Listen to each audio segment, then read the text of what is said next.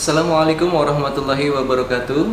Yang terhormat dosen penguji ujian kinerja PPG dalam jabatan 2022. Perkenalkan, saya Zendri Waluya. Saat ini saya tercatat sebagai mahasiswa PPG dalam jabatan 2022 kategori 1 gelombang 2, jurusan Pendidikan Pancasila Kewarganegaraan di Universitas Halu Oleo. NIM A3S322403. Nomor peserta PPG 2015 007 14651. Saya mengajar di SMK Negeri 1 Indramayu, Kabupaten Indramayu, Provinsi Jawa Barat.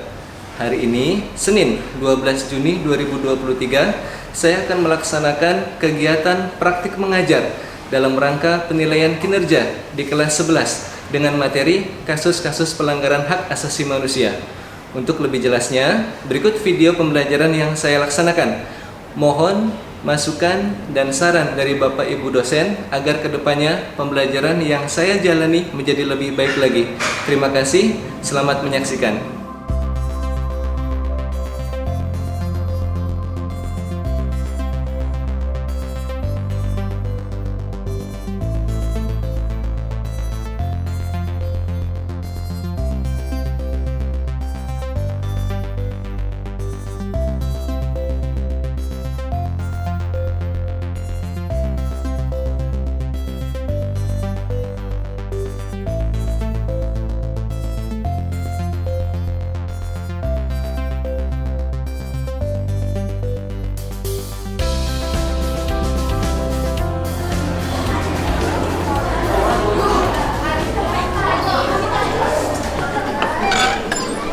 Assalamualaikum warahmatullahi wabarakatuh.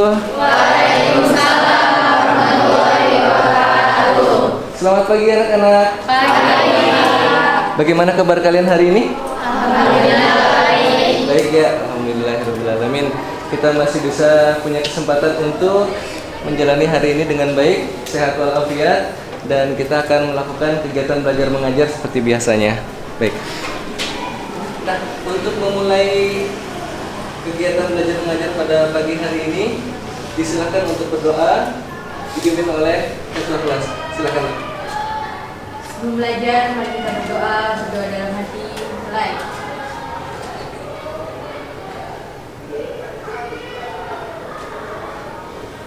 Selesai. Beri salam. Assalamualaikum warahmatullahi wabarakatuh. Waalaikumsalam warahmatullahi wabarakatuh. Baik, silakan diperiksa dulu kerapihannya untuk memulai kegiatan belajar mengajar kita pada pagi hari ini. Sudah terlihat rapi? Sudah. Lingkungannya sudah terlihat bersih? Sudah. Tidak ada sampah ya di sekitar kalian ya. Baik, terima kasih. Berikutnya adalah Bapak akan menanyakan kehadiran kalian. Hari ini hadir semua? Hadir. Alhamdulillah ya. Dan dengan kehadiran ini berarti kita sudah siap untuk melakukan kegiatan belajar mengajar. Baik. Sebagai langkah awal untuk memotivasi kalian, silakan berdiri untuk menyanyikan lagu nasionalisme tentang Garuda Pancasila. Silakan berdiri. Ya.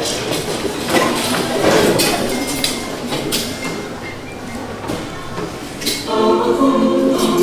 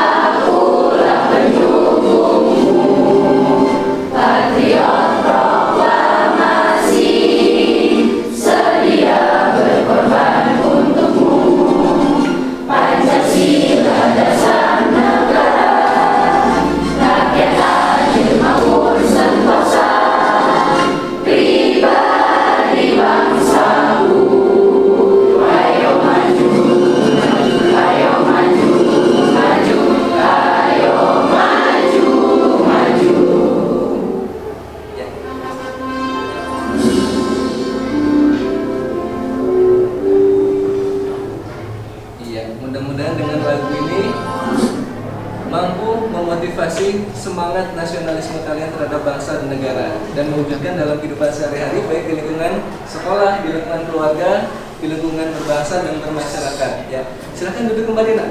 Ya. Ya. Baik. Nah, bagian dari kesiapan kalian adalah dengan mengkaji literatur terlebih dahulu. Nah, sudah disiapkan buku catatan kalian, buku tulisnya? Ya. Nah, baik anak-anak sekalian, barangkali masih ada yang ingat di antara kalian tentang materi yang sudah kita pelajari di pertemuan sebelumnya? Ya, boleh silakan Indri. Tentang hak asasi manusia. Tentang hak asasi manusia. Oke. Jadi apa sebenarnya hak asasi manusia itu? Ya, boleh silakan Firda. Hak asasi manusia itu adalah hak dasar manusia menurut kodratnya. Oke, menurut kodratnya ya, berarti kalau kaitannya dengan kodrat berarti siapa yang memberikan hak asasi manusia? Yaitu Allah Subhanahu wa Ta'ala. Secara kodrati, hak asasi manusia secara otomatis sudah ada dalam diri manusia semenjak dilahirkan. Ya, bahkan dalam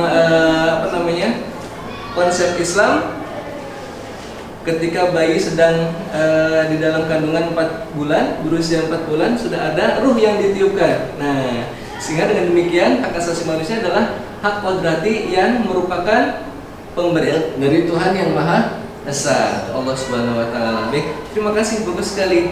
Nah, terus berikutnya di pertemuan kali ini kita akan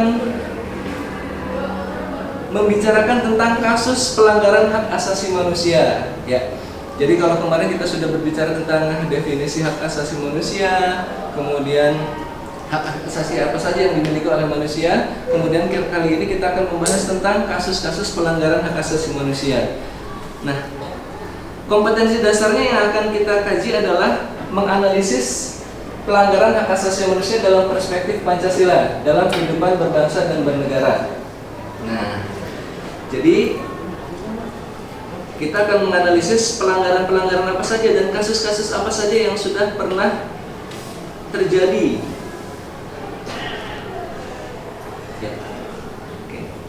Kemudian nanti pada saat kalian sudah menganalisis, kalian akan diminta untuk menyajikan atau mempresentasikan hasil temuan kalian, hasil diskusi kelompok dengan menyajikan hasil analisis pelanggaran hak asasi manusia dalam perspektif Pancasila dalam kehidupan berbangsa dan bernegara.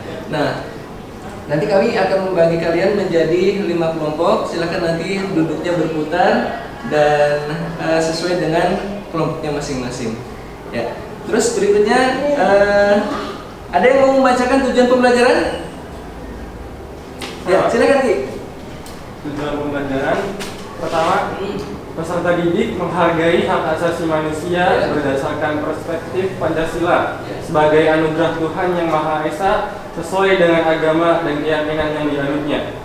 Kedua, peserta didik bersikap peduli terhadap hak asasi manusia berdasarkan perspektif Pancasila dalam kehidupan berbangsa dan bernegara dengan penuh tanggung jawab.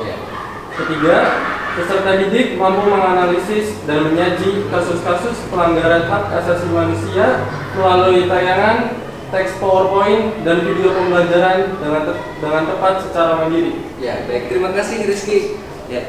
Nah, setelah tadi kalian mendengar tujuan pembelajarannya, berarti dengan demikian diharapkan nanti kalian mampu untuk menghargai hak asasi manusia sebagai pemberian dari Tuhan yang Maha Esa. Ya, baik.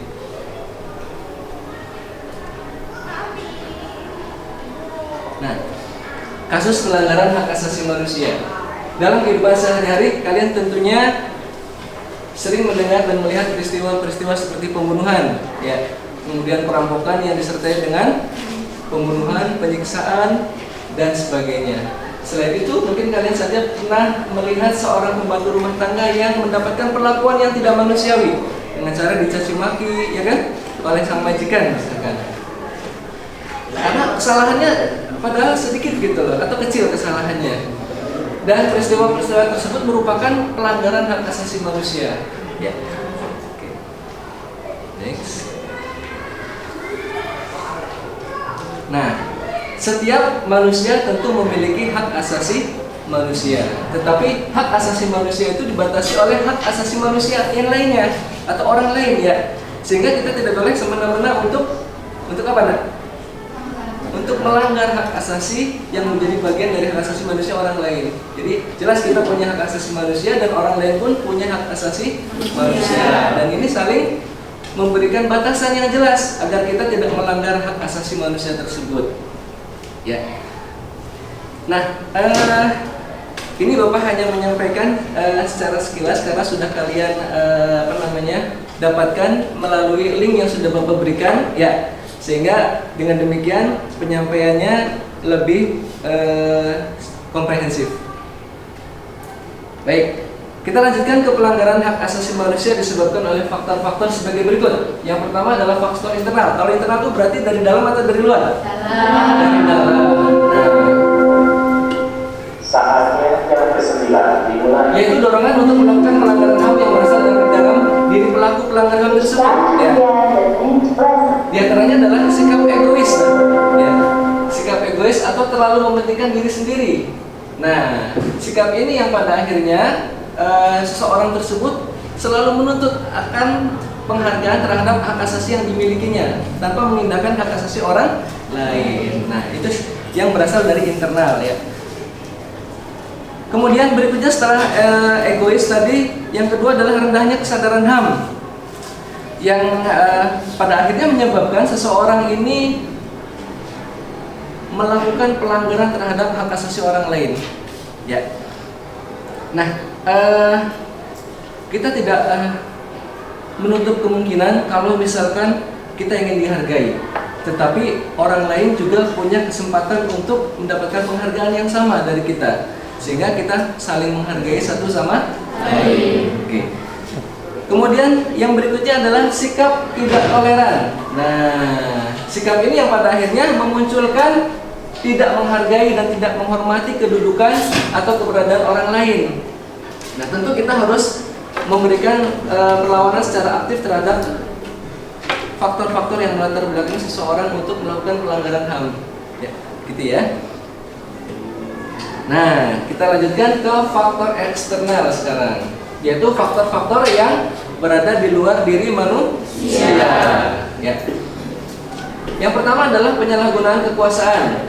Nah, di masyarakat terdapat berbagai macam kekuasaan. Ya, kalau kalian perhatikan mungkin kekuasaan yang dimiliki oleh atasan di sebuah perusahaan, misalkan, ya kan? Karena dia merasa berkuasa, pada akhirnya dia kadang-kadang mengesampingkan atau kurang peduli terhadap hak asasi karyawan atau bawahannya. Seperti itu ya. Oke. Kemudian yang kedua adalah ketidaktegasan aparat penegak hukum. Nah, aparat penegak hukum yang tidak tegas pada akhirnya mendorong timbulnya pelanggaran HAM. Masyarakat bisa melihat pada akhirnya kok dia melanggar HAM tapi tidak mendapatkan hukuman yang sesuai dengan hukum yang berlaku, gitu kan? Sehingga pada akhirnya memicu kepada orang lain yang melakukan pelanggaran yang sama, sehingga hukum harus ditegakkan meskipun langit akan runtuh. Nah, itu sebuah adubium tentang proses penegakan hukum. Masih ingat barangkali di antara kalian tentang dasar hukum hak asasi manusia, yaitu Undang-Undang Nomor 39 Tahun 1999 yang mengatur tentang hak asasi manusia. Ya, baik. Demikian sebagai pengantar materi yang Bapak sampaikan, dan berikutnya adalah Bapak akan membagikan lembar kerja peserta didik, ya, atau LKPD. Nah, oleh karena itu silakan oleh kalian dibentuk dulu kelompoknya, ya, masing-masing 5 atau sampai dengan 6 orang. Silakan untuk membentuk kelompoknya. Nah, baik anak-anakku sekalian, kelompoknya sudah terbentuk, ya. Dengan demikian Bapak akan membagikan lembar kerja peserta didik. Oleh kalian nanti setelah menyimak gambar dan tayangan video, nanti kemudian kalian mengerjakan LKPD sesuai dengan apa yang ada di dalamnya, ya. Bapak bagikan terlebih dahulu LKPD-nya. Ya, silahkan. Oke. Nah, siapa Naomi? Ini silahkan. Ya. Ya. Baik. Kalian simak gambar ke depan, nah. Nah, Ada yang bisa memberikan tanggapan ini gambar apa nak? Iya, silakan. Iya, Ajeng. Gambar apa ini nak? Demonstrasi ya. Tetapi bagaimana demonstrasinya? Apakah berjalan dengan lancar? Ricu, iya. Berarti kalau demikian tidak sesuai dengan iya, karena dalam Undang-Undang Dasar 45 dinyatakan bahwa kemerdekaan berserikat dan berkumpul, mengeluarkan pikiran dengan lisan dan tulisan ditetapkan dengan undang-undang. Artinya adalah setiap warga negara berhak untuk menyampaikan pendapatnya di muka umum. Ya, nah ini berbeda dengan perlakuan aparat keamanan kita yang melakukan tindakan berupa kekerasan. Ya, nah untuk mengusir para demonstran. Nah, oke. Baik, kita lanjutkan dengan tayangan video terlebih dahulu.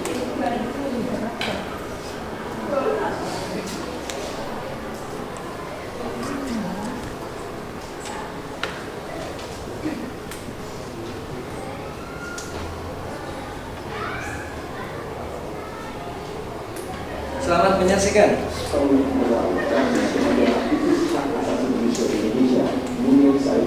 Masih menjadi misteri siapa sebenarnya otak di balik pembunuhan dia dan kasus ini. Dan seperti kita ketahui bahwa semasa itu dikenal sebagai aktivis yang telah menjalankan supaya kecil. Dia merupakan pemilik LSM Korpas yang sering bersikap proaktif untuk mengusut dugaan pelanggaran HAM berat yang terjadi di Indonesia. Namun pada tanggal 7 September 2004 yang lalu menjadi awal perjalanan kasus yang hingga kini belum juga terkuat. Munir berada dalam pesawat yang menuju Amsterdam, Belanda dengan menggunakan pesawat Garuda nomor BA974 dan sebelumnya Munir berencana untuk kuliah di Universitas Utrecht yang ada di sana. Dan Munir meninggal dalam usia 39 tahun. Dan berlanjut ke 12 September 2004, jenazah Munir dimakamkan di Pesisir Kota Batu, Jawa Timur, di mana sebelumnya jenazah ditempatkan dari Belanda dan sempat transit di Bandara Soekarno-Hatta, Tangerang, Banten. Lalu selanjutnya, 11 November 2004, pada tanggal inilah institusi forensik Belanda membuktikan bahwa Munir meninggal akibat racun arsenik dengan dosis yang cukup fatal. Berlanjut ke 18 Maret 2005, di mana Mabes Polri juga akhirnya menetapkan Polikarpus Wiranto, seorang pilot maskapai Garuda Indonesia, sebagai tersangka pembunuh Munir, dan dia pun ditahan di rumah tahanan Mabes Polri. Dan berlanjut ke 5 April 2005, Polri menetapkan ada dua tersangka, Mbak Rudiani dan kru Garuda, yang ditetapkan menjadi tersangka oleh Polri, di mana di sini ada Udi Kerianto yang adalah kru dari Pentri, dan juga Yedi Susmiati yang merupakan adalah pramugari yang pada saat itu bekerja di Garuda Indonesia dan memang bertugas di atas pesawat. Dan kita berlanjut pada tanggal 23 Juli 2005, di mana rekonstruksi kematian Munir ini dilakukan secara tertutup di Bandara Soekarno-Hatta, Banten.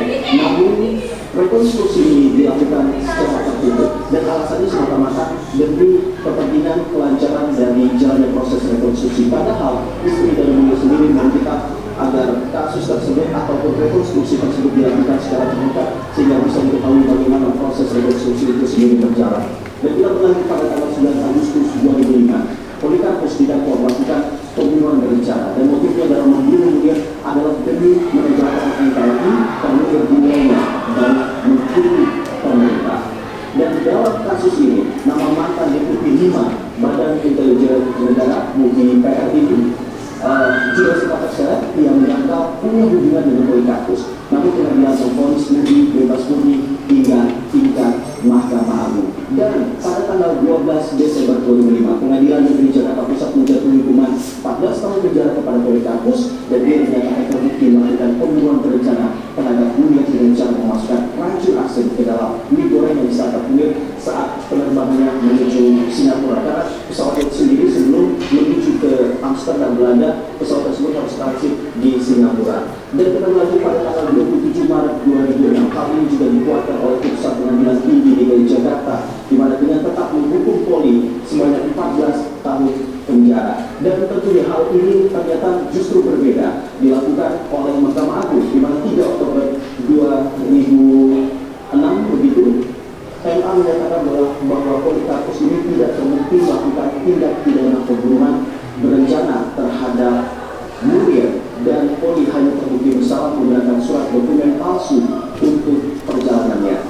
Selanjutnya kita ke tahun 2007, tepatnya pada tanggal 25 Januari, di mana Kejaksaan lantas mengajukan peninjauan kembali atas kasus ini. MA pun akhirnya mengabulkan dan Polikarpus divonis 20 tahun penjara. Selanjutnya pada tanggal 28 Januari 2010, MA mewajibkan Garuda Indonesia ini memberikan ganti rugi kepada Suciwati, yakni istri Munir, lebih dari 3 miliar rupiah. Selanjutnya pada tanggal 28 November 2014, Polikarpus dinyatakan bebas bersyarat. Total Polri mendapatkan remisi berlimpah, yakni ada 4 tahun, 6 bulan, dan juga 20 hari. Lalu 10 Oktober 2016, penggiat HAM pun tidak tinggal diam. Kontras pada 10 Oktober 2016 mengajukan sengketa informasi hasil penyelidikan TPF kasus Munir kepada Komisi Informasi Publik, dan Kontras meminta pemerintah untuk mengumumkan secara utuh hasil penyelidikan tersebut. Dan permintaan ini dikabulkan oleh Komisi Informasi Publik.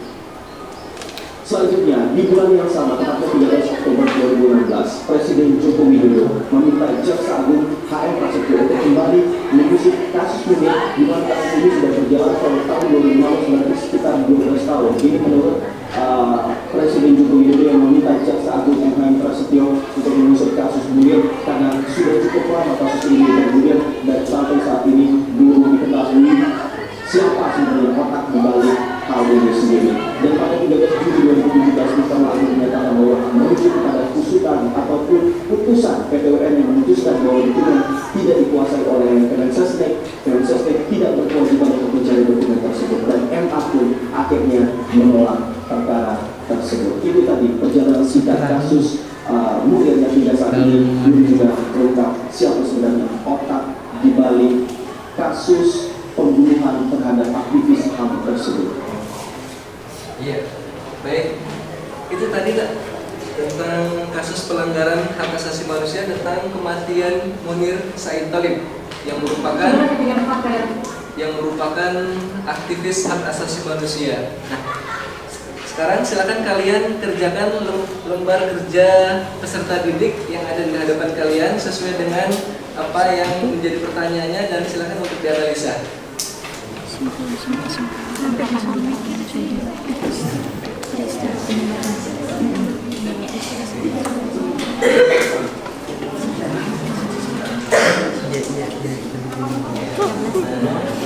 Tadi kalau melihat dari kita yang video, kalian bisa melibatkan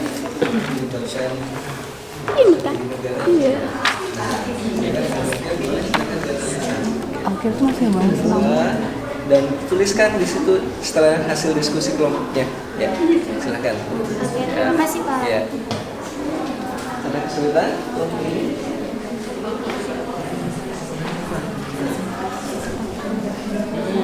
Iya, Pak, kasusnya saya 12 kali. Bisa, Pak? Boleh, silakan. Kemudian tadi disampaikan di video kan barangkali penyebab utamanya kematian Munir tersebut ada apa gitu kan. Nah, sehingga oleh kalian bisa dieksplorasi lagi gitu. Kemudian perjalanan kasus tersebut sampai dengan hari ini bagaimana ya. Kalian boleh menggunakan handphone untuk technological pedagogic content knowledge.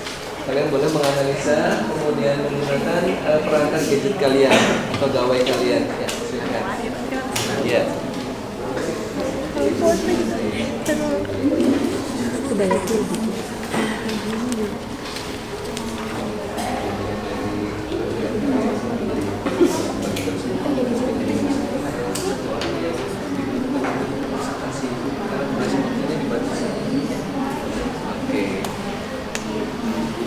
Silakan diskusikan lagi dengan kelompoknya berdasarkan hasil pengamatan tayangan video tadi ya. Oke.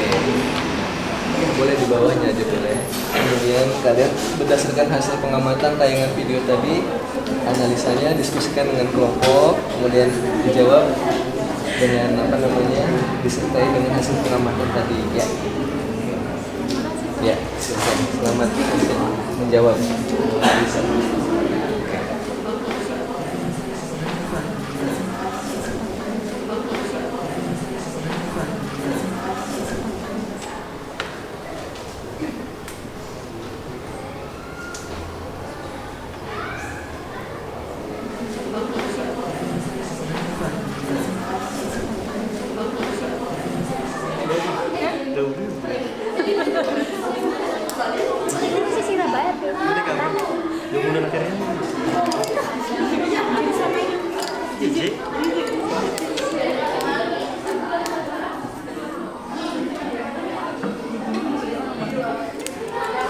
Nah, baik anak-anakku sekalian, setelah kalian tadi mendapatkan lembar kerja peserta didik, kemudian mendiskusikannya, tibalah saatnya sekarang kalian mempresentasikan hasil diskusi kelompoknya. Di antara kelompok kalian ada yang bersedia untuk mempresentasikan hasil diskusi kelompoknya? Ya, silakan kelompok 3. Ya, silakan tampil ke depan. Iya. Ya, langsung. Silakan. Ya. Ya, semua. Silakan. Kita berikan kelas dulu. Baik, dimulai dengan salam dan memperkenalkan kelompoknya. Assalamualaikum warahmatullahi wabarakatuh. Waalaikumsalam warahmatullahi wabarakatuh. Perkenalkan, kami dari kelompok 3 dengan anggota Saya Rizky Fadila. saya Indri Sudrani, Saya Firawita Mardiana. Saya Jengkar Sagita. Saya Nadia Nisa. Saya Ahmad Jadi. Langsung saja kita akan membahas tentang tanggapan kelompok kami mengenai kasus Munir yang tadi sudah ditayangkan dalam video.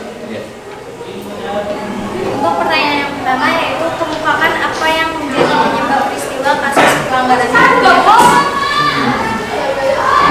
Berdasarkan penelitian kami yang dari video, Munir meninggal di atas pesawat Garuda dengan nomor GA974 ketika sedang menuju Amsterdam untuk melanjutkan kuliah prasarjana. Munir diduga dibunuh dengan cara diracuni menggunakan racun arsen pada mie goreng yang dimakan olehnya. Selanjutnya, kesimpulan apa yang bisa didapat dari peristiwa kasus pelanggaran HAM tersebut? Menurut pendapat kelompok kami, hak asasi manusia yang diambil dari Munir yaitu haknya untuk hidup bebas, serta mendapatkan keadilan hukum. Dengan ketidaktegasan aparat hukum pada saat itu, kami harap aparat hukum saat ini menjadi lebih tegas dalam menyelesaikan setiap perkara HAM yang terjadi. Demikian presentasi dari kelompok kami. Selanjutnya, apakah ada yang ingin memberikan pertanyaan atau tanggapan dari kelompok lain? Ya, silakan. Barangkali ada pertanyaan atau tanggapan terkait dengan hasil analisis dari kelompok 3 terkait dengan kematian Munir. Ya, silakan. Kenapa kasus Munir ini terus berlanjut dan berlarut-larut sampai sekarang nggak selesai-selesai? Terima kasih. Baik, terima kasih atas pertanyaannya. Oh, bagus sekali pertanyaannya, ya. Yang akan dijawab. Kenapa kasus Munir ini terus berlarut-larut sampai sekarang? Pertama, saya melihat dari ketidaktegasan aparat hukum di mana labil untuk memeriksa suspek-suspek yang telah ditentukan. Dan yang kedua, adanya keterlibatan antara Badan Intelijen Nasional Negara, Badan Intelijen Negara, BIN, dari Divisi 3. Mungkin karena itu. Ya, baik. Baik, ada lagi ya yang lain barangkali? Silakan. Ya, cukup ya. Baik, terima kasih kepada kelompok 3 yang sudah menyampaikan hasil pemaparan diskusi kelompoknya, analisa tentang kematian Munir, ya, yang merupakan kasus pelanggaran HAM berat. Ya, terima kasih. Kita berikan aplaus dulu kepada kelompok 3. Ya. Ya. Terima kasih untuk teman-teman yang sudah bertanya. Ya. Sekian presentasi dari kelompok kami. Wassalamualaikum warahmatullahi wabarakatuh. Waalaikumsalam warahmatullahi wabarakatuh. Ya, silakan duduk kembali. Ya.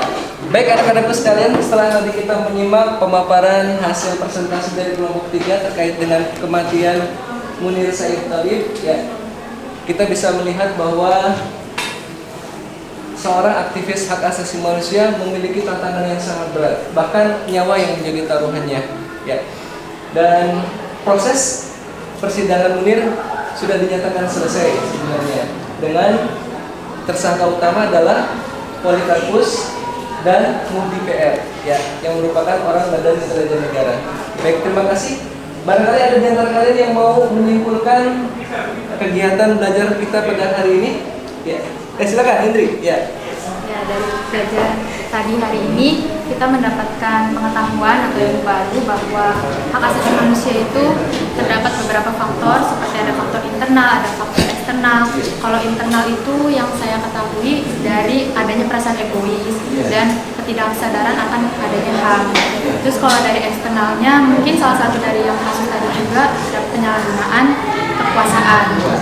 Dan terus tadi juga kita telah belajar tentang kasus HAM yang berat, seperti kasus yang Munir tersebut yang disebabkan oleh racun yang kasusnya tidak pernah selesai, bahkan sampai berlarut-larut bertahun-tahun, yang dimana di situ jelas sekali bahwa tidak adanya ketegasan dari pemerintah, bahkan pelakunya juga masih terus diganti dan tidak ditemukan sampai sekarang.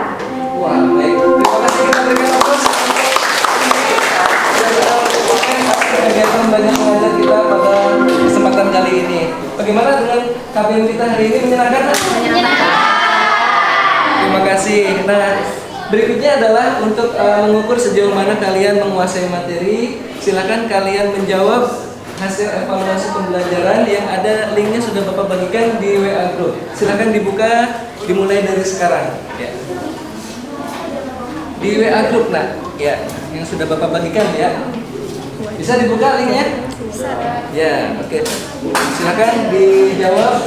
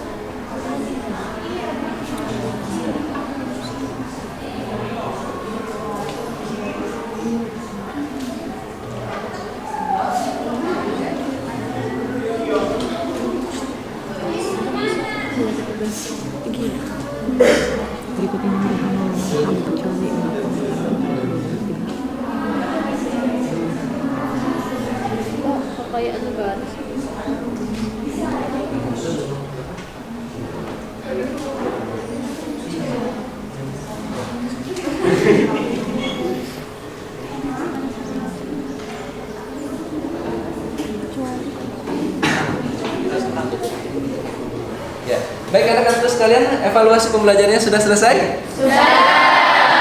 Dan bagaimana hasilnya? Memuaskan? Memuaskan. Baik, dengan demikian berarti kalian sudah Bapak anggap menguasai materi, sehingga dengan hasil yang memuaskan tadi, penguasaan materi kalian bisa lebih baik lagi. Dan untuk minggu yang akan datang kita akan berbicara atau membahas materi tentang dinamika demokrasi Pancasila. Ya. Terima kasih atas kebersamaan dan kegiatan belajar mengajar kita pada kesempatan kali ini. Selanjutnya silakan ditutup dengan doa. Silakan ketua kelas untuk berdoa terlebih dahulu. Mengakhiri kegiatan belajar mengajar, mari kita berdoa dan istirahat.